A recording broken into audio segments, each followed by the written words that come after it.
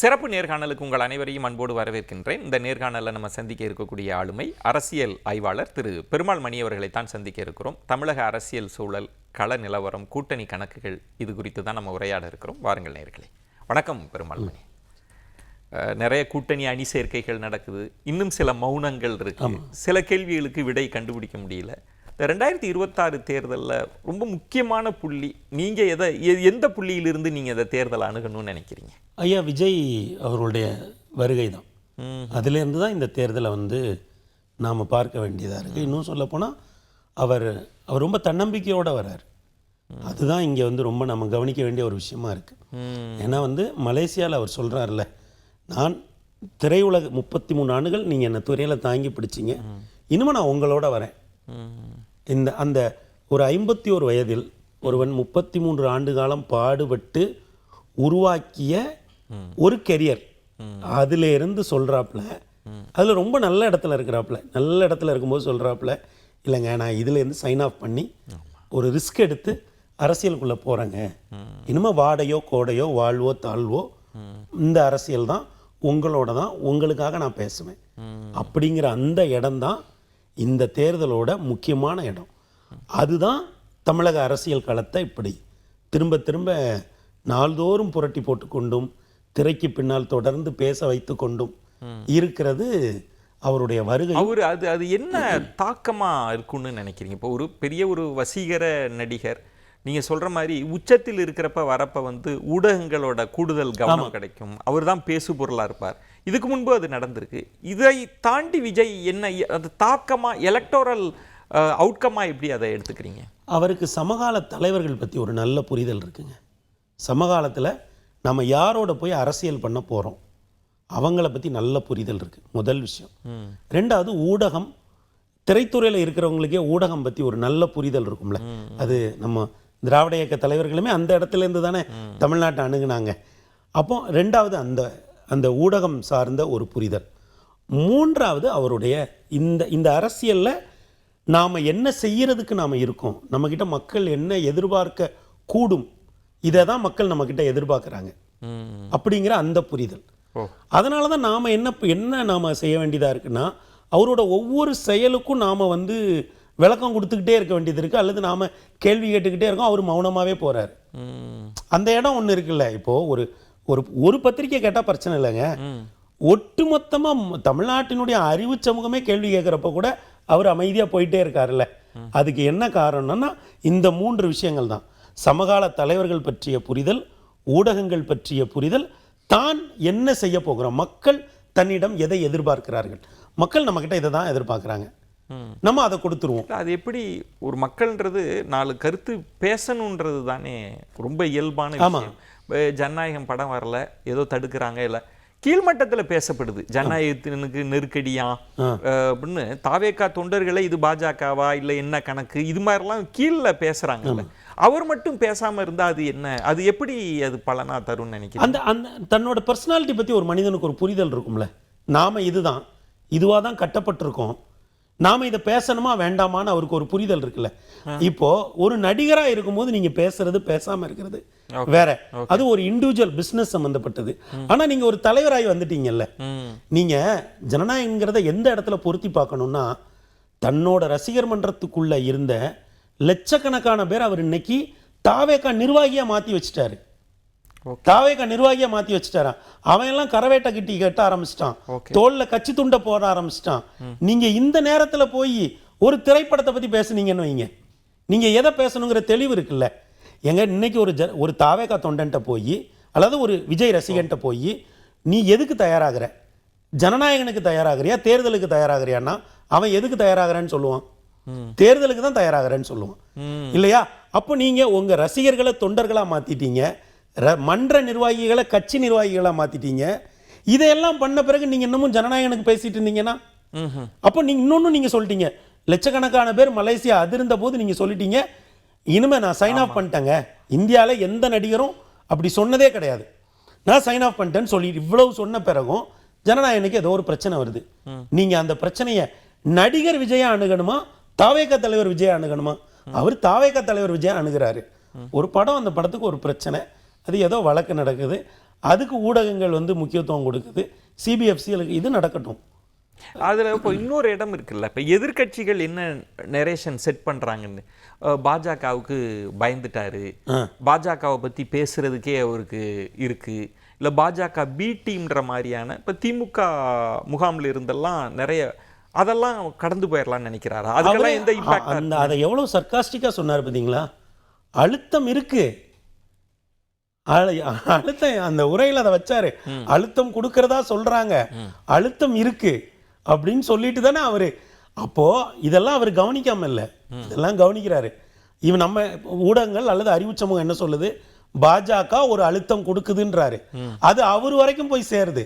ஆனா அவர் அந்த அழுத்தத்துக்கு வேற ஒரு விளக்கம் கொடுக்குறாரு. அந்த அழுத்தத்தெல்லாம் நான் பார்த்துக்கிறேங்க, இங்க வேற ஒரு அழுத்தம் என்னால வருதுல்ல, அதை நீங்க எதிர்கொள்ளுங்க, அதான செய்தி. அந்த அழுத்தம் ஒரு அழுத்தம் இருக்குன்னு சொல்ல வர. ஆமா, அவர் சொல்றாருல அழுத்தம் இருக்கா, அந்த நீங்க அந்த உரை கவனிக்கும் போது தெரியும். ஆமா, சொல்லி அழுத்தம் அழுத்தம். அப்ப என்ன சொல்ல, பாஜக இருந்து ஒரு அழுத்தம் வர்றதாவே இருக்கட்டும், அதை நான் பாத்துக்கிறேன். என்கிட்ட இருந்து ஒரு அழுத்தம் உங்களுக்கு வருது இல்ல, அதை நீங்க ஃபேஸ் பண்ணுங்க. சோ அதுதான் அதுக்கான அதானுங்க அர்த்தம். ஒருத்தங்க நீங்க ஒரு அந்த இதை ஒரு தொடாம போயிருந்தா கூட நம்ம விட்டுறலாங்க. அழுத்தங்கிற வார்த்தையே சொல்லாம போயிருந்தா கூட விட்டுறலாம். அந்த இடத்துல பாஜக செலக்டிவா அந்த பெயரை கூட பயன்படுத்தாததே அது ஒரு கால்குலேஷன், ஒரு தன்னம்பிக்கை தானுங்க. அவர் ஒரு விஷயத்துல தெளிவா இருக்காருல்ல, தமிழ்நாட்டில் ஆளுகிற அரசு திராவிட முன்னேற்ற கழக அரசு. திராவிட முன்னேற்ற கழகம், திமுக, ஐயா ஸ்டாலின், இதை மூணு தானே அவர் எதுக்குறாரு. ஸோ நான் மற்றது பேச இந்த முறை கூட அவர் வந்து வேற எந்த கட்சி, வேற சில கட்சிகளை மறைமுகமாக குறிப்பிட்டாரே தவிர நேரடியாக குறிப்பிட்டாரா? அந்த போக்கு தான் இப்போ ரெண்டாக பார்ப்போம். நீங்கள் பல தேர்தல்களை ரொம்ப உன்னிப்பாக கவனிச்சது. இன்னும் சொல்லணும்னா நீங்கள் ஒன்றிய செயலாளர், வட்ட செயலாளர்லேருந்து தேர்தலை பார்க்கக்கூடிய ஒரு தன்மை கொண்டவர். இப்போ அவர் வந்து அனௌன்ஸ் பண்ணுறார், நான் ஆட்சியில் பங்கு தரேன் வாங்க, கூட்டணிக்கான அழைப்பெல்லாம் இருக்கிறப்ப ஒரு அரசியல் கட்சியில் இருக்கிற ஒரு ஆள் ரொம்ப எளிதாக கண்டுபிடிச்சிருவான் எங்கே வெற்றி காத்து வீசுது, நம்ம எங்கே போகணும். அழைப்பு விடுத்தும் பெருசாக யாரும் நகரலை அப்படின்னா அவங்களுக்கு வேற சில அழுத்தங்கள் இருக்குல்ல, நமக்கு தெரியும்ல.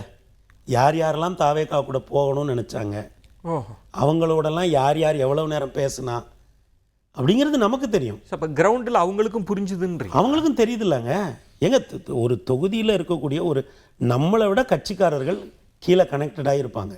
அதான் சொல்கிறேன், அவங்களுக்கு அந்த பல்ஸ் தெரிஞ்சு. இப்போ ஒரு மாணவன் தேர்வுக்கு தயாராவதை போல தான் ஒரு அரசியல்வாதி தேர்தலுக்கு தயாராகும். ஆமாம். இப்போ ஒரு மாணவன் இந்த நோட்ஸு அந்த நோட்ஸ்ன்னு எடுத்து படிக்கிறது போல தான் ஒரு அரசியல்வாதி மக்களோட பல்ஸை பார்த்துக்கிட்டே இருப்பாங்க. அப்போ தாவேகாவினுடைய வருகை, அதற்கு வரக்கூடியது, பாட்டு. இப்போது என்கிட்ட வந்து இப்போ ஒரு வருஷத்துக்கு முன்னாடி தேர்தல் ஆணையம் வந்து இந்த நீக்குதல் சேர்த்தலுக்கு ஒரு இது போட்டது. அப்போது என்கிட்ட ஒரு பகுதி செயலாளர் சொன்னார், தம்பி என் பகுதியில் தாவேகா பெஞ்சு போட்டாங்க தம்பி அப்படின்னாரு. 4 பேர் உட்காந்துட்டான் தம்பி, உட்காந்து வந்து ஃபார்ம் ஃபில்அப் பண்ணி கொடுக்குறான். பூத்துக்கு முன்னாடி நமக்கு வந்து அந்த நம்ம அதே பாதை வழியா போவோம், அந்த 4 பேரை கவனிக்க மாட்டோம். ஆனா அரசியல்வாதி கவனிப்பாங்க, அவங்க கவனிப்பாங்க. ஆமா. இன்னொருத்தர் சொன்னாரு, தம்பி கல்யாண வீட்டுல பேனர் வச்சிட்டானுங்க தம்பி அப்படின்னாரு. கல்யாண வீட்டுல நம்மளும் அதே கல்யாண வீட்டுக்கு போவோம், ஆனா நமக்கு விஷயம் கிடையாது. அவர் என்ன சொல்ல, தம்பி கல்யாண வீட்டுல பேனர் வைக்க ஆரம்பிச்சிட்டாங்க தம்பி. ஆனா இது இவர்களுக்கு தெரியுது. ஆனா ரெண்டு புறமும் சார் அவங்களுக்கு ஒரு பழைய வரலாறு இருக்கு, பழைய கணக்கு வழக்குகள் இருக்கு, அந்த அழுத்தத்தை அதெல்லாம் விட்டுட்டு இப்போ வந்து இங்கே வந்து நீங்கள் சேரணும்னா காங்கிரஸ் போய் சேரணுங்கிறதே தமிழ்நாட்டிலேருந்து சொல்ல முடியலையே, டெல்லியில் இருக்கவர் தானே சொல்ல வேண்டியதாக இருக்கு. ஸோ அதுதானா? அப்போ இன்னொரு கணக்கு பாருங்களேன், யார் ஜெயிச்சாலுமே ஒரு கூட்டணி கணக்குன்றது ஒன்று. நீங்கள் வந்து ஒரு கூட்டணி பலம் அர்த்மேட்டிக்காக ஸ்ட்ராங்காகவும் அதை கெமிஸ்ட்ரியாக அதை ஜெல்லாகவும் ஆக்குறவன் தான் ஆகச்சிறந்த அரசியல் தலைவராக இருக்க முடியும். நீங்கள் சும்மா எல்லாரையும் சேர்க்கறது இல்லை, அதுக்கான சூழலை உருவாக்கி சேர்க்கறதுன்றது. ஒரு புறம் திமுக அணி தொடர்ந்து வெற்றி பெறுற அணி, மாற்று முகாமில் அர்த்மேட்டிக்காக நம்பர்ஸை கொண்டு வந்துக்கிட்டே இருக்கிறப்ப இவர் தனிச்சு தான் நிற்க போகிறார். இன்னொரு புறம் சீமான் மிக கடுமையாக அட்டாக் பண்ணுறது துணியில். அப்போ விஜய்ன்ற ஃபேக்டரை இப்படி இவர் ஸ்பாயிலர்னு சொல்கிறாங்களே சார். ஜனநாயகத்தில் ஸ்பாயிலர்னு ஒருத்தர் கிடையவே கிடையாது சார். அது யாராக வேணா இருக்கட்டும், ஒரே ஒரு நபர் அவர் ஏதோ ஒரு கொள்கையோட வந்து ஒரு தேர்தலில் நிற்கிறாருன்னு வைங்களேன், அவர் ஜனநாயகத்தை வலுப்படுத்து தான். அது பாயிண்ட் டேக்கன், அது அவருக்காக நிற்கிறார். ஆனால் விளைவா என்ன செய்ய போறாரு அதான நம்பிக்கை. நீங்கள் மாற்றுன்னு சொல்லி வந்துட்டீங்க. நான் ஆரம்பத்தில் சொன்னேன்ல, 3 விஷயத்தை அவர் தெளிவாக ஸ்டடி பண்ணியிருக்காரு. 1 சமகால தலைவர்களை, அப்போ 2வது ஊடகத்தை, 3வது தாங்கிட்ட இருந்து இந்த மக்கள் என்ன எதிர்பார்க்குறாங்கன்றத. சார் இன்னைக்கு இவ்வளவு தாவேக ஆதரவு இருக்கு, அவர் என்ன கொள்கை பேசிட்டாரு? எந்த பிரச்சனையை பற்றி தீவிரமாக பேசிட்டார். நான் என்ன சொல்றேன், இன்னைக்கு ஒரு அடிப்படையாக ஒரு ஆதரவு இருக்குல்ல சார், ஆமா ஆமா இந்த ஆதரவு உருவாகிறதுக்கு அவர் என்ன கொள்கையை பேசிட்டாரு? எல்லாம் விஜய்ன்ற தனி மனிதன் அவர் தான் சார், அவருக்கு நல்லா தெரியுது சார், பிராண்ட் விஜய் தான் பிராண்டு டிவிக்கேவை கட்டணும். தாவேகாவை கொண்டு போய் அஇஅதிமுக கூடயும் திமுக கூடயும் மோத விட முடியாது. ஆனால் விஜய் திமுக கூடயும் அஇஅதிமுக கூடயும் மோத முடியும்னு நம்புறாரு. தனி மனிதனா அவ்வளவுதான் சார். திருவுரு வழிபாடு தானே தமிழ்நாட்டு அரசியல், திருவுரு வழிபாடு தானே. ஏன் இன்னைக்கு கம்யூனிஸ்டுகளால இவ்வளவு சித்தாந்தம் பேசக்கூடிய ஏழை எளியவர்களுக்கு இவ்வளவு போராடக்கூடிய கம்யூனிஸ்டுகளால ஒரு பர்சனாலிட்டியை உருவாக்க முடியல? ஆனா அந்த இடத்தில் எனக்கு ஒரு விளக்கம் கொடுங்க. நீங்க பர்சனாலிட்டி ஓரியன்ட் தான், இங்க ஒரு கல்ட் இருக்கு, அது எவ்வளவு தூரம் இருக்குன்றது ஒண்ணு. திரு பண்ருட்டி ராமச்சந்திரன் ஒரு முறை சொன்னாங்க, எம்ஜிஆருக்கே அந்த ஒரு சிந்தனை இருந்தது, எனக்காக தான் ஓட்டு போடுவாங்கன்னு. ஆனால் கொள்கை வழி தடுமாறுறப்ப மிகப்பெரிய அடியை திரு எம்ஜிஆர் அவர்களே உணர்ந்தாங்க. அப்போ தனி மனிதரை தாண்டி நீங்கள் கொள்கையாக இருக்கணும், அரசியல் வியூகத்தை வகுக்கணும், அதை தாண்டி கூட்டணி கட்சிகளை கட்டணும். ஆமாங்க, இது எதுவுமே விஜய்கிட்ட இல்லை. இதெல்லாம் ரெண்டாவது தேர்தலுக்குங்கய்யா. நீங்கள் ஆட்சி அதிகாரத்துக்கு வந்த பிறகு உங்களை ஒரு மேடம் ஒருத்தன் ஐயா எம்ஜிஆரை சப்போர்ட் பண்ணுறான்ல, அவன் 77 ஓட்டு போட்டான் சரிங்களா. அப்புறம் நீங்கள் பொருளாதார அடிப்படையில் இடஒதுக்கீடுன்னு கொண்டு வரும்போது தான் அப்பதான் அவன் காதே கொடுப்பான். நீங்க அப்பதான் ஐயோ தலைவர் தப்பா போறாரா அப்படின்னு அவனுக்கு அப்பதான் வரும். ஏன்னா 77 அவன் முடிவு பண்ணிடுவான், இவருக்கு தான் ஓட்டு போடுறோம். அந்த நாற்காலியில் அவரை உட்கார வச்ச பிறகு ஒன்று வரும்ல, நீங்க அதுதான் அரசியல். இப்போ ஒரு கூட்டம் முடிவு பண்ணிட்டாங்க ஐயா விஜய்க்கு தான் ஓட்டு போடுறதுன்னு. அந்த கூட்டத்தோட அளவை கணிக்கிறதுல இப்போ இதுகாரமும் திமுக அதிமுகவுக்கு மாற்றுன்னு சொல்றது, நாங்கள் ஊழலை ஒழிப்போம்னு சிம்பிளாக சொல்கிறது, இந்த ரெண்டு கட்சிகள்னால தமிழ்நாடை இதாகிடுச்சின்னு சொல்லி வரக்கூடிய முயற்சிகள்லாம் நடந்தது, அணி சேர்க்கையெல்லாம் நடந்தது. அது கிட்டத்தட்ட அதிகபட்சம் ஒரு 15%, ஒரு 20%க்குள்ளேயே தான் இருக்குல்ல. இது அதை தான் சொல்கிறாங்க, இந்த 20%ன்றது யாரையோ தோற்கடிக்கிற வாக்கு வங்கியை தவிர இதனால் ஒரு பலனும். அதை எப்படி எடுத்துக்கிறது நம்ம? ஐயா இப்போ அந்த எல்லாமே நம்ம இடத்துலேருந்து அந்த வாக்கு வங்கியை நம்ம பார்க்குறோங்கய்யா, நம்ம இடத்துல இருந்து நம்ம அளவுகோல் படி பார்க்குறோம்.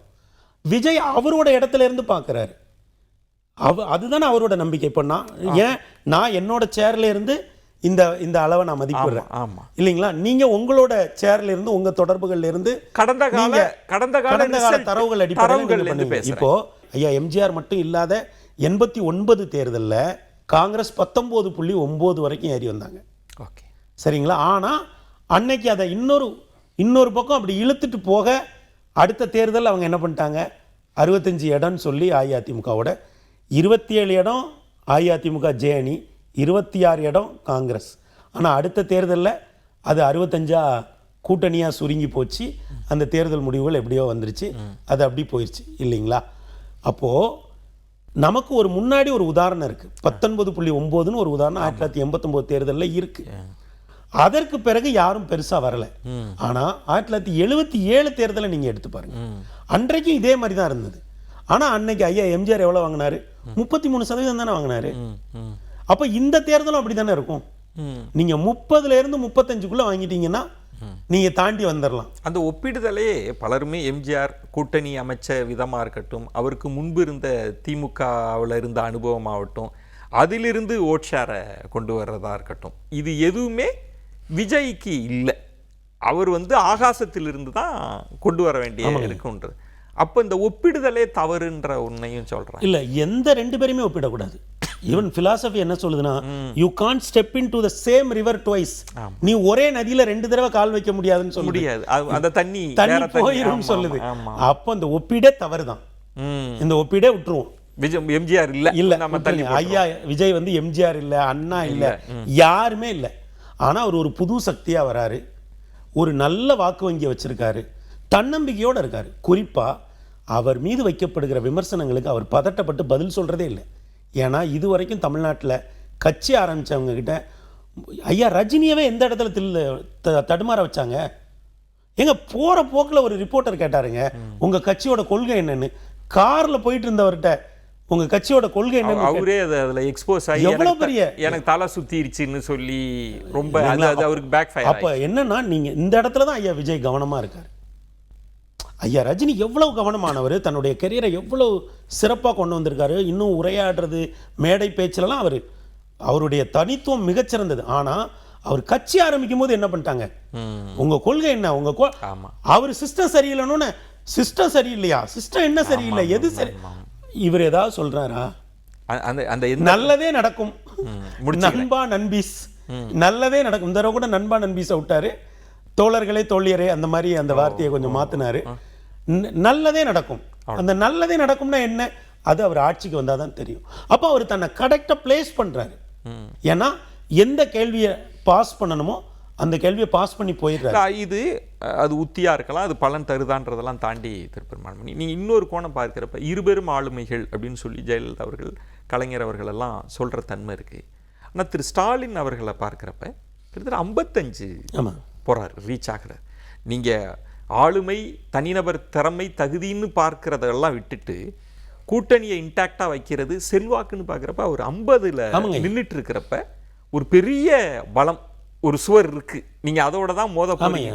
அதுல என்ன விஜய் பண்ணிரும்? அதானையா சாதகம். அப்போ ஒரு ஐயா 2 கூட்டணி இருக்கு, ஒரு கூட்டணி 50ல் இருக்குன்னா இன்னொரு கூட்டணி 20ல் இருக்குன்றதும் இருக்குல்ல கூட. இப்ப நீங்க அந்த இடத்தை தானே பார்க்கணும். அது இப்ப 18 ஆகி தினகரெல்லாம் சேர்த்து அது கிட்டத்தட்ட 40க்கு வந்துடும். ஐயா நீங்க இந்த 50ல் இருக்கிறவரை மட்டும் பார்க்க கூடாதுயா, அடுத்த இடத்துல யார் இருக்கா, 20ல் ஒருத்தர் இருக்காரா? 20ன்னாதீங்க, 40 38ன்னு சொல்லுங்க. இல்லைங்க ஐயா, அப்படி பார்க்காதீங்க. அது நடந்தாதான் ஐயா. நீங்க வெறும் இந்த 2 பேரும் சேர்ந்துட்டாங்க அதனால அப்படி வந்துரும், அப்படி கூட்ட வேண்டாம், அப்படி கூட்டக்கூடாது ஐயா அரசியல்ல. ஆனா அரசியல்ல 1+1 = 1 தான். ஆனா அமித்ஷா வந்து இல்ல நான் சொல்லிடுறேன். ஐயா நீங்க வந்து முதலிடம் பெற்றவரோட வாக்குகளை பாக்குறீங்க. ஆமா ஐயா விஜய் எதை பார்ப்பாருன்னா, முதலிடம் பெற்றவருக்கும் 2வது இடம் பெற்றவருக்கும் இடையில ஒரு 24% இருக்குல்ல. ஓகே, அந்த இடைவெளி ரொம்ப பெருசு இல்லையா? இப்போ இருமுனை போட்டிங்கும் போது கலைஞர் ஐயாவும் ஜெயலலிதா அம்மா காலம் வந்து நெருக்கி தான் நிற்பாங்க. ஆமா ஆமா, அதிகபட்சம் 5%, குறைந்தபட்சம் 1.2 வந்திருக்கு இல்லையா? இன்னும் அதை தொகுதி வாரியா கூட்டிங்கன்னா ஒரு 12,000 ஓட்டை தூக்கி இந்த சைடு போட்டிங்கன்னா அப்படிதான் நடந்திருக்கு. ஆனா இப்ப இந்த எலெக்ஷனோட கேமே இதான். ஒருத்தர் இந்த 1க்கும் 2க்கும் இடையில ஏன் 23% இருக்கு? ஆனா நீங்க சொல்றது சரியான புள்ளி.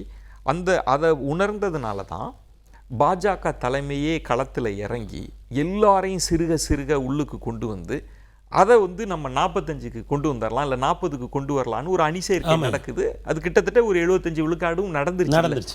விஜய் எதை குறி வச்சாரோ அதை அவங்களும் குறி வச்சு ஒரு அலைன்ஸாக ஃபார்ம் பண்ணிட்டாங்களே. ஆமாய்யா, இப்போ விஜய்க்கான ஸ்பேஸ் ஐயா. இப்போ சில பேர் சொல்றாங்கல்ல, 2024 தேர்தலையே அவர் வந்து போட்டியிட வந்திருக்கணும், வேட்பாளரை போட்டிருக்கணும். அப்போ அவர் என்ன நான் பிரதமராக எனக்கு ஓட்டு போடுங்கன்னு அவங்க கேட்டிருப்பாங்களா? ஐயா விஜய் நான் பிரதமராக எனக்கு ஓட்டு போடுங்கன்னு. ஆனால் இப்போ அவரால் கேட்க முடியும்ல, நான் முதல்வராக ஓட்டு போடுங்க அப்படின்னு கேட்க முடியும். நீங்கள் சொல்கிற இந்த அணி அன்றைக்கு ஐயா மோடிங்கிற ஒரு பெரிய பர்சனாலிட்டியோட நின்றுது. இன்னைக்கு அவங்களுக்கு யார் இருக்கா? இபிஎஸ் அவங்க தான் இருக்காங்க. சரிங்களா? இபிஎஸ் தான் முன்னிறுத்தணும். அங்கே வந்து இங்கே ஐயா மோடி எதிர்ப்புன்னு ஒன்றை வந்து ஒரு கூட்டணி உருவாக்குது. இந்த தேட்டரில் ஐயா மோடி வெளியே போயிட்டாருன்னா அந்த மோடி எதிர்ப்பும் கீழே இறங்கிரும்ல. ஐயா இப்போ நீங்க மோடிங்கிற ஒரு முக்கியமான ஒரு இது இருந்தது 2024 ஒரு ஃபேக்டர் இருக்கு. அப்போ ஒரு அணி என்ன சொல்லுது, ஐயா மோடிக்காக ஓட்டு போடுங்க. இன்னொரு அணி ஐயா மோடி எதிர்ப்புல வாங்குறாங்க. ஐயா அந்த மோடியை எடுத்துருங்க.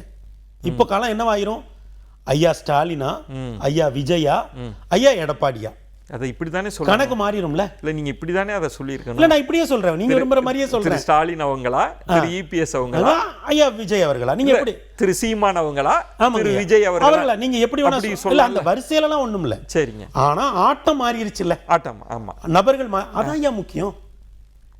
நீங்க மாறிடுச்சு ஐயா, மாறிடுச்சுல ஐயா. ஐயா அவர் 2024 தேர்தலுக்கு ஐயா மோடி வரும்போது 300க்கும் மேற்பட்ட எம்எல்ஏக்கள் பாஜக இருந்தாங்க ஐயா. ஒரு 3வது முறையா ஒரு அதிகாரமிக்க தலைவராக அவருக்காக வந்து தமிழ்நாட்டில் வாக்கு கேட்டப்பட்டது. அவருக்கு எதிரான வாக்கு சேகரிக்கப்பட்டது. ஆட்டம் அவரை மையமாக வைத்திருந்தது. நீங்க அந்த கணக்கை கொண்டு வந்து 26ல் எப்படி பொருத்துவீங்க? இது வேற கிரவுண்ட். இது ஐயா மத்தியில திமுக கூட்டணியில் இருக்கக்கூடிய காங்கிரஸ் கட்சிக்கு பாராளுமன்ற தேர்தலில் 10 இடங்களை ஒதுக்குது காங்கிரஸ். திமுக சட்டமன்றத்தில் 25 இடம் தானே. 10 பாராளுமன்ற தொகுதினா 60 சட்டமன்ற தொகுதியில கொடுக்கணும். சூழல் வேற. அப்ப நீங்க கூட்டணிக்குள்ளேயே கணக்கு மாறுதா?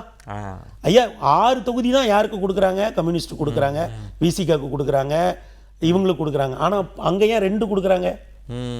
ஐயா அப்போ கூட்டணிக்குள்ளேயே நீங்க இஸ் ஈக்குவல் டு கணக்கு போட்டீங்கன்னு வைங்க, பலம் சமபலம்னு போட்டீங்கன்னு வைங்க, இங்க 2 தொகுதினா இங்க 12ல வரணும், அங்க 10 கொடுத்தீங்கன்னா இங்க 60ல வரணும். அப்படி இருக்க அப்படி இல்லைல்ல ஐயா. ஆனா அப்ப திருமணி இப்ப நீங்க சொல்ற மாதிரி இப்ப பல தேர்தல்கள்ல மாற்று அப்படின்னு மக்கள் நல கூட்டணி எல்லாம் வந்தது. உங்களுக்கே தெரியும், ஊடகங்களோட கவனம் ஆமையா மாற்றுன்னு சொல்லி திரு நல்லக்கண்ணு அவர்கள்லாம் பற்றி எல்லாம் பேசி அதிகாரத்தில் பங்குலாம் பேசு பொருளாச்சு. அது இருந்துட்டே இருந்தது. ஆனா கிரவுண்டு நெருங்க நெருங்க நெருங்க அது மெல்ல மெல்ல மெல்ல அது திமுக அதிமுகவா மாறி மக்கள் நல கூட்டணி வெளியில போற தன்மை இருக்கு. இப்போ என்ன சொல்றாங்கன்னா, இருபெரும் கூட்டணின்னு நெருக்கத்தில் விஜய் வந்து வெளியில போயிடுவாருன்னு ஒரு கருத்து இருக்குல்ல. இல்லையா, அந்த நீங்க குறிப்பிடுகிற மக்கள் நல கூட்டணியவே ஐயா விஜயகாந்த் 2006 தேர்தலில் கட்டியிருந்தான்னா என்ன ஆயிருக்கும்? 2016 தேர்தலில் கட்டிய மக்கள் நல கூட்டணியை ஐயா விஜயகாந்த் 2006 கட்டியிருந்தா என்ன ஆயிருக்கும்? யோசிச்சு பாருங்க. இந்த மாதிரியான ஒரு விலை, இதை விட அது முடிவுகளை வேற மாதிரி மாற்றிருக்கும், வேற மாதிரி உருவாக்கி இருக்கும். ஆனா இன்னொரு விஷயமும் நான் சொல்றேன், அந்த மக்கள் நல கூட்டணி பெற்ற 3% வாக்குகள் தான் அன்றைக்கு 1.5% அஇஅதிமுக 2வது முறை ஆட்சிக்கு வருவதற்கு வழிவகுத்தது. அப்போ ஒரு கூட்டணியை ஒரு அணியை பத்தி படிக்கிற பொழுது அதனுடைய விளைவு எந்த இடத்துல ஏற்பட்டதுங்கிறத நம்ம நுட்பமா படிக்க வேண்டியதா இருக்கு. ஆனால் ஐயா விஜய் வேறொரு நபரா வர்றார். ஏன்னா நீங்க குறிப்பிட்ட மக்கள் நல கூட்டணியை நம்ம ஒரு உதாரணத்துக்கு எடுத்துக்கிட்டோம்னா கூட அவர்களுக்கு இல்லாத வகையில பெண்கள்கிட்ட இவருக்கு செல்வாக்கு இருக்கு. அவருக்கு அந்த மக்கள் நல கூட்டணிக்கு இல்லாத வகையில 35 வயதுக்கு உட்பட்ட இளைஞர்களுக்கு ஒரு பெரிய செல்வாக்கு இருக்கு. சார், ஒரு கட்டுக்கடங்காத கூட்டம் உண்மையாவே வருது சார். நம்ம இவ்வளவு நாள் பத்திரிகையில படிச்சோம், கூட்டம் கட்டுக்கடங்காமல் வந்தது, கட்டுப்படுத்த முடியாத கூட்டம் வந்ததுங்கிறத நாம இவ்வளவு நாள் அரசியலை படிச்சப்ப பார்த்தோம். ஆனா இப்பதானே நம்ம அதை அனுபவம் பார்க்கிறோம். என்னையா இவ்வளவு கூட்டம் வராங்க, QR கோடு இருக்கவும் மட்டும்தான் உள்ள வரணும்னு சொல்ற அளவுக்கு. சரி, ஏன் நான் ஏன் அரசியல் சொல்றேன், நிறைய வாசிச்சிருக்கோம், புஸ்தகங்களா, பத்திரிகைகளா, வார இதழ்களா, நாளிதழ்களா. இந்த கட்டுக்கடங்காத கூட்டங்கிறத நம்ம நிறைய கேள்வி படிச்சிருக்கோம். ஆனா இப்பதானே ஃபர்ஸ்ட் டைம் கண்ணால பாக்குறோம். அந்த இதுல திருமணி இப்ப நீங்க பாக்குறப்ப எலெக்ஷன் ப்ராசஸ்னு வந்த பிறகு இப்ப தனிச்சு விஜய் வரார், ஊடக கவனம் எல்லாமே அங்க இருக்கு. எலெக்ஷன் ப்ராசஸ் ஒன்ஸ் அது ஆன பிறகு எல்லாருமே பிரச்சாரத்தில் இருப்பாங்க, விஜய் எங்கேயோ இருப்பாருன்றப்ப எல்லாருக்கும் அந்த கூடுதல் கவனம் கிடைக்கிறதுக்கெல்லாம் வாய்ப்பு இல்லை அப்படின்றது ஒரு ஃபேக்டர். நீங்க ரொம்ப நெருக்கமா இப்ப நீங்க கருத்து கணிப்புகள்லாம் எடுக்கிறப்ப அதிமுக திமுகன்னு போட்டு விஜய்ன்னு தான் கேட்பாங்க. அப்போ நம்பர்ஸ் கூட மேபி கூடலாம் கூட வந்திருக்கலாம், நமக்கு தெரியல. ஆனா அது தாவே காணு போட்டு அதன் பிறகு கேண்டிடேட்னு போடுறாங்க. ஒரு 2 பெரும் லீடர்ஸ் இருப்பாங்க, ஏடிஎம்கேவோட 2ஆம் தலகத்தர்கள், திமுகவோட 2ஆம் தலை, அந்த இடத்துல முகம் தெரியாத ஒரு நபர் தாவேக்காவில் இருக்கிறப்ப அப்போ போய் கருத்து கணிப்பு எடுத்து அது வேறையா வராதா? இல்லைங்கய்யா, அப்படி அந்த மாதிரியான ஒரு ஓட்டிங் பேட்டர்ன் தமிழ்நாட்டில் கிடையாது. அப்படி இல்லை ஐயா நேரு தமிழ்நாட்டில் எவ்வளோ பெரிய தலைவர். 2011 தேர்தலில் என்ன நடந்தது? அவர் தோற்று போனார். திரும்ப ஒரு இடைத்தேர்தல் வந்தது, அந்த இடைத்தேர்தலே ஐயா தான் நேரு தான் நின்னாங்க, அப்பவும் அவங்க தோத்து போனாங்க. நான் ஏன் ஐயாவை சொல்றேன்னா, அவர் திராவிட முன்னேற்ற கழகத்தினுடைய மிக முக்கியமான ஒரு நபர்.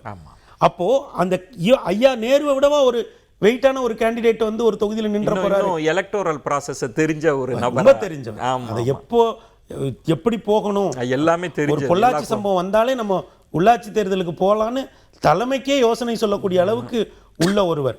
அப்போ நீங்க என்ன பண்ணணும்னா, கேண்டிடேட் வெயிட் அப்படின்லாம் ஒண்ணும் இல்லை. தமிழ்நாடு அப்படி ஒரு சீரா வாக்களிக்கும். 96 2001 தமிழ்நாட்டின் மிகச்சிறந்த ஆட்சிகள்ல ஒன்று ஐயா கலைஞருடைய. அப்படி 143 போட்டு அந்த அம்மா அப்படி தூக்குனாங்கல்ல, அப்படி. ஏன்னா சீராதான் தமிழ்நாட்டுக்கு ஒரு அதுல நீங்க ரொம்ப நுணுக்கமான இடத்தை தொட்டதுனால ஒரு சீரான தன்மை இருக்கும். தோத்தாலும் ஜெயிச்சாலும் 2 விழுக்காடு இருந்தாலும் அந்த பேட்டர்னுக்குள்ளதான் இருக்கும், ஃப்ளோட்டிங் கிரவுண்டை வச்சு. ஆனால் ஜெயலலிதா மறைவுக்கு பிறகு தமிழக அரசியல் களத்தில் ஒரு நுணுக்கமான மாறுபாடு நடந்தது. அதை தொடர்ந்து பேசுகிறது திரு அண்ணாமலை அவர்கள் மட்டும்தான் பேசிகிட்டு இருப்பாங்க. அதிமுக ஒரு இடத்துல 2வது இடம் வரும், ஒரு இடத்துல 4வது இடம். ஆமாங்க, கிட்டத்தட்ட தன்மை மாறி சமூகவியல் போக்கு மாறிடுச்சு. அப்போ இதை நான் எங்கே கொண்டு வந்து நிறுத்துறேன்னா, போலரைசிங் நடக்கிறப்ப விஜய்க்கு எங்க இடம் இருக்கும்? இங்க ஒரு பேக்கிங் கம்யூனிட்டி, இங்க ஒரு பேக்கிங் கம்யூனிட்டி, சோஷியல் இன்ஜினியரிங் கணக்கு இருக்கிறப்ப, ஏன்னா நான் சொல்றது சீரா வாக்களிக்கல இல்லையா, இப்ப தன்மை மாறுறப்ப விஜய்க்கு எங்க ரோல்? ஐயா இப்போ அதுதான் நீங்க சொல்றத சுட்டி காட்டுறதா முக்கியமான இடம். ஐயா அண்ணாமலை பேசுகிற ஒரு அரசியல் நுட்பம், அதோட சேர்ந்து ஐயா சீமான் பேசுகிற ஒரு அரசு, அவர் இன்னும் நுணுக்கமா போறார். அவர் இந்த 2 பேராலையும் அறுவடை செய்ய முடியாத ஐயா விஜய் அறுவடை செய்யறாரு. அதற்கு காரணம் அவருடைய திரை கவர்ச்சி. இவங்க ரெண்டு பேரும் ரொம்ப நுட்பமா அரசியலை நகர்த்தினாங்க. நீங்க சொல்றதோட நான் முழுக்க உடன் பண்றேன். ஏன்னா திரு சீமானும் ரொம்ப நுணுக்கமா அவருடைய இந்த கடந்த பாராளுமன்ற தேர்தலில் மதுரையில் ஒரு கூட்டம் பேசியிருப்பாரு. கடந்த 25 ஆண்டுகள்ல கடந்த 15 ஆண்டுகள்ல மிகச்சிறந்த தேர்தல் உரைன்னு அதை சொல்லலாம். ஆனால் அவங்க ரெண்டு பேரும் அரசியலை ரொம்ப தெளிவா ஒன்றை முன் வச்சாங்கல்ல. அதோட அவங்க ஒன்று சொன்னாங்கல்ல. இப்போ நான் என்ன சொல்றேன், இந்த ஏற்றத்தாழ்வு இருக்குல்ல, நீங்கள் குறிப்பிடுகிற இந்த எலக்ட்ரோல் அப்ஸ் அண்ட் டவுன்ஸ் அல்லது ஃப்ளக்சுவேஷன் வந்து அஇஅதிமுகவுக்கு இருக்கிற அளவுக்கு திமுகவுக்கு இல்லை. திமுக ஒரு ஸ்டெடியா போறாங்க. நம்ம முன்னாடி இந்த ஃப்ளக்சுவேஷன்ஸ் இருந்திருக்கு. அது எப்பனா இடைத்தேர்தல்கள்ல மட்டும் வரும். அது இருக்கும். ஒரு சில இடைத்தேர்தல்கள்ல மட்டும் அந்த ஃப்ளக்சுவேஷன்ஸ். இப்போ என்னன்னா, ஒரு இடத்துல திமுக ஸ்டெடியா போயிட்டு இருக்காங்க. ஆனா அவங்க ஆளுங்கட்சிங்கிறத கணக்குல வைங்க. இன்னொரு இடத்துல நீங்கள் குறிப்பிட்டதை போல ஜெயலலிதா மரணத்துக்கு பிறகான அந்த ரீஜனல் ஃப்ளக்சுவேஷன்ஸ். இப்போ கள்ளக்குறிச்சியில அஇஅதிமுக 40% மேல ஓட்டு வாங்குது. ஆனால் வைகை நதி தீரத்திலையும் தாமிரபரணி தீரத்திலையும் 8% போயிட்டாங்க. இதுதான் நீங்க குறிப்பிடுற பெரிய ஃப்ளக்சுவேஷன். இப்போ இதுதான் நீங்க இப்படி வந்து இந்த ரீஜனல் இது ஒரு எலெக்ஷன்ல நடக்காது. ஓகே, ரொம்ப கரெக்டா சொல்றீங்க இல்லையா? கள்ளக்குறிச்சி ஓட்டு என்ன, சேலம் ஓட்டு என்ன, விழுப்புரம் ஓட்டு என்ன அப்படின்னு நீங்க பார்க்கும்போது ஒரு கட்சி ஏன் ஒரு தொகுதியில 40ம் இன்னொரு தொகுதியில ஏன் 8ம் போகுது அப்படிங்கிறதா நீங்க கேட்கக்கூடிய மிக முக்கியமான கேள்வி. அப்ப அது யாருக்கு சாதகமாகும்? அது யாருக்கு சாதகமாகுங்கிறத விட்டுருங்க. அது வாக்காளர் மனநிலையில இருக்குல்ல. ஒரு 43% வாக்குகளை வைத்திருந்த ஒரு கட்சியே தொடர்ந்து தாக்கு பிடித்த வாக்காளர் மனநிலையில இப்படி ஒரு இடம் இருக்கா நீங்க குறிப்பிடுவதை போல? அப்ப என்னன்னா, களம் வந்து ஏதோ ஒரு இடத்துல ஒரு நெகிழ்வு தன்மையில இருக்கா? அந்த இதை கேபிட்டலைஸ் நீங்க வந்து 91 தேர்தல் திமுக மிக கடுமையாக தோற்றது. 20% கீழே வரலையே. 96 அஇஅதிமுக மிக கடுமையாக தோற்றது. 20% கீழே வரலையே. ஆனா 2024 ரிசல்ட் எடுத்து பாருங்க. அப்ப நீங்க குறிப்பிடுவதுதான். ஏன்னா நீங்க களத்தை ரொம்ப நுட்பமா அணுகக்கூடியவர். அந்த அடிப்படையில் அந்த இடத்துக்குள்ளதான் நான் முன்ன குறிப்பிட்டேன்ல, முதலாவது அணிக்கும் இரண்டாவது அணிக்குமான வேறுபாடு. அந்த இரண்டாவது அணிக்குள்ளேயே ஒரு தொகுதிக்கும் இன்னொரு தொகுதிக்குமான வேறுபாடு. அப்ப இது எல்லாமே வந்து ஏதோ ஒரு இடத்தை தனக்கு உருவாக்கி ஃப்ளூயிடா இருக்கு. ஐயா விஜய் அதை நம்புறாரு. இன்னொரு இடம் எக்ஸாக்ட்லி களம் வந்து ஃப்ளூயிடா இருக்கு. நிறைவான கேள்வி திருமணி. நம்ம ஒவ்வொரு தலைவரும் தமிழகத்தில் அப்படி எழும்பி வரப்ப நம்ம ரொம்ப நுணுக்கமாக பார்த்தா சில சமூகங்கள் அவங்கள தாங்கி வச்சிருப்பாங்க. சில பகுதி அதை பேக்கிங் கம்பெனி இருக்கு. அது எம்ஜிஆர் அவர்களுக்கு இருந்தது, கலைஞர் அவர்களுக்கு இருந்தது. எம்ஜிஆர் உச்சத்தில் இருக்கிறப்பையும் சில சமூகங்கள் கலைஞர் அவர்களை தூக்கி பிடிச்சு, ஜெயலலிதா அவர்களுக்கு இருந்தது. அதுக்கப்புறம் இந்த ஆட்டத்தை களைச்சி போட்டும் விளையாண்டு மாத்தின தன்மையெல்லாம் இருக்கிறப்ப விஜய்க்கு அப்படி இருக்கா? அது ஏன்னா எம்ஜிஆருக்கும் அப்படி இருந்துதான் அவரை எழுப்புனாங்க. விஜய்க்கு அப்படி இருக்கா? இருக்குங்க. நான் இன்னும் இதை உங்களுக்கு ஒரு பூடகமா சொல்றேன். ஓகே, வெளிப்படையா பேசுறேன். நான் என்ன சொல்றேன், திராவிட முன்னேற்ற கழகத்தை ஐயா பெருந்தகை அண்ணா எந்திரிச்சு வந்தார்ல. ஆமா, 67 ஆட்சி அமைச்சார்ல. அப்போ ஆட்சி அதிகாரத்துக்கு வந்த சமூகங்கள் யாரெல்லான்னு பாருங்க. ஆட்சி அதிகாரம்னா வெறும் எம்எல்ஏ ஆகிறது, எம்பி ஆகிறது மட்டும் இல்லை. ஒரு தொழிலதிபராக இருப்பாங்க, ஒரு நகரத்தோட பொருளாதாரம் அவங்களுக்கு ஒரு கட்டுப்பாட்டுக்கு வந்துருக்கும். நம்ம கவர்மெண்ட் தான்ப்பா நடக்கும், எது வேணா பேசிக்கலாம் அப்படின்ற ஒரு ஃபைலை நம்மளால மூவ் பண்ண முடியும் அப்படின்றது 67 இருந்த திமுகல எந்த சமூகங்கள் எந்திரிச்சு வந்துன்னு பாருங்க. ஐயா எம்ஜிஆர் எந்திரிச்சு வந்த போது எந்தெந்த சமூகங்களுக்கு அப்படி ஒரு நம்பிக்கை வந்தது? ஒரு கவர்மெண்ட்ல A1 கான்ட்ராக்டரா இருப்பாங்க, ஒரு மாநகராட்சியோட சைக்கிள் ஸ்டாண்ட் அவங்களால வந்து எடுக்க முடியும். அப்படி அதிகாரங்கிறது நீங்க அந்த லேயருக்குள்ள போய் நிக்கணும். ஒரு பஸ் ஸ்டாண்ட்ல ஒரு கடனா இருப்பா, நான் ஃபோன் பண்ணி சொல்றேன், தம்பி வாங்கிக்கப்பா நம்ம அப்படி எந்த சமூகங்கள் எந்திரிச்சு வந்துன்னு பாருங்க. இந்த ரெண்டு பேரும் எந்திரிச்சு வந்த பிறகு ஒரு சில சமூகங்கள் அதிகாரத்துக்குள்ள வர முடியாம விடுபட்டு போச்சு. அதிகாரத்துக்குள்ள வர முடியலன்னா என்னன்னா, எம்எல்ஏ எம்பி ஆகிறது மட்டும் இல்ல, நீங்க நகர செயலாளர் ஆக முடியாதது, ஒன்றிய செயலாளர் ஆக முடியாதது, ஒன்றிய பெருந்தலைவர் ஆக முடியாதது. அப்போ நீங்க ஆட்சியில இருக்கிறீங்களோ இல்லையோ, ஒரு ஆர்ஐக்கோ ஒரு இன்ஸ்பெக்டருக்கோ ஃபோன் பண்ணி பேசுற ஒரு அத்தாரிட்டி உங்ககிட்ட இருக்கும்ல, சார் நான் பேசுறேன் சார்னு. அப்போ அந்த இடத்துக்கு வர முடியாத சமூகங்கள் இருக்குல்ல, அவங்க ஐயா விஜய வந்து இந்த வாய்ப்பு நமக்கு ஒரு நல் வாய்ப்புன்னு பார்க்குறாங்க. அந்த இடம் தான் எனக்கு ஒரு கேள்வி. நீங்க ரொம்ப அழகா பூடகமா சொன்னதுனால பாஜகவும் அதை ட்ரை பண்ணாங்க. இந்த ரெண்டு பெரும் திராவிட கட்சிகளினால் பலனடையாத சமூகங்களை குறி வைப்போம், அந்த தலைவர்களை எடுப்போம். அதில் அடுத்த ஒரு நுணுக்கமான மாற்றம், சீமானவர்கள் அவங்களெல்லாம் குறி வச்சு அவங்களுக்காகவே போய் நிற்கிறாங்க. ஆமையா, இப்போ தொகுதியில கேண்டிடேட் போடுறது, அவங்களுக்காக குரல் எழுப்புற, பெருங்குரல் எழுப்புற ஒரு தன்மையை நம்ம பார்க்குறோம்ல. அப்போ அது அவங்களுக்கு தானே ஷிஃப்ட் ஆகு. அதுல விஜய் சைலண்டா இருக்கிற விஜய்க்கு என்ன ரோல் இருக்கும்? ஐயா இதுல நீங்க 2 விஷயத்தை சேர்த்து பார்க்கணும். அவங்க 2 பேரும் இப்படி பேசி தேர்தலை சந்திச்சுட்டாங்க. அவங்க செய்யறாங்க அவங்க எல்லாம். ஆனா அது ஏதோ ஒரு இடத்துல அவங்கள போய் கன்வின்ஸ் பண்ண மாட்டாங்க. ஓகே, நீங்க சொல்றது ரைட். அவங்க அரசியல் ரொம்ப ரொம்ப நுட்பமானது. அவங்க ரொம்ப நுட்பமா எடுக்க தான் செய்யறாங்க. ஓகே, ஆனா அது அந்த சம்பந்தப்பட்டவங்களை போய் கன்வின்ஸ் பண்ண மாட்டாங்க. சரி, இவருக்கு வந்து அப்படி ஒரு எழுச்சி இருக்குங்கிறத அந்த கட்சி கூட்டத்துக்கு வருகிறவர்களுக்கு, அந்த கூட்டத்தில் யார் கலந்துக்கிறா, எந்த வண்டி வருது, யார் வரா, நம்ம எல்லாத்தையும் கிராஸ் செக்ஷன் பண்ணி பார்ப்போம்ல. அப்போ அப்படி பார்க்கிற பொழுது நமக்கு ஒன்று புரியுது இல்லை. ஓகே, அப்போ இதுவரை அதிகாரத்துக்குள்ள இடமில்லாத சில சமூகங்கள் ஐயா விஜய வந்து சரி நம்ம இங்க வந்து நமக்கு ஒரு இடம் இருக்கு அப்படின்னு நினைக்கிறாங்க.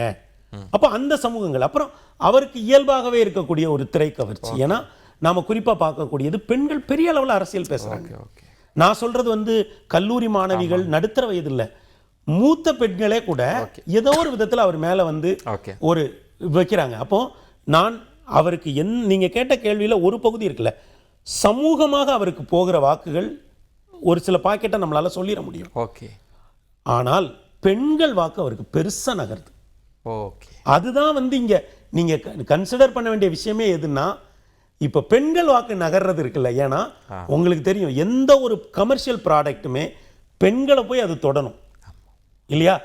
பெண்கள் பார்க்கக்கூடிய நாடகத்துக்கு எவ்வளவு பாயிண்ட்ஸ் வருது, ஆண்கள் பார்க்கக்கூடிய செய்திகளுக்கு எவ்வளவு பாயிண்ட்ஸ் வருதுங்கிறத தொலைக்காட்சியில் நம்ம அளந்துடலாம்.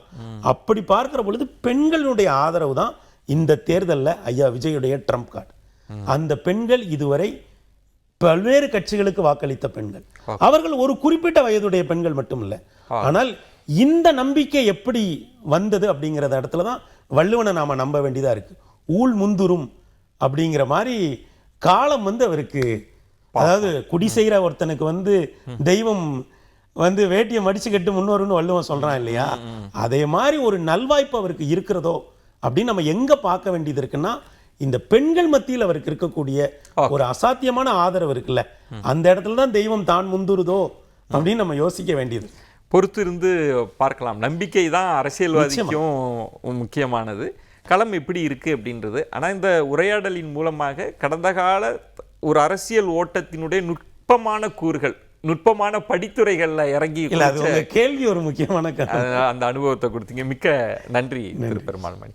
மற்றொரு சிறப்பு நேர்காணலில் உங்களை சந்திக்கிறேன். அதுவரை உங்களிடமிருந்து விடைபெறுகிறேன். நன்றி, வணக்கம்.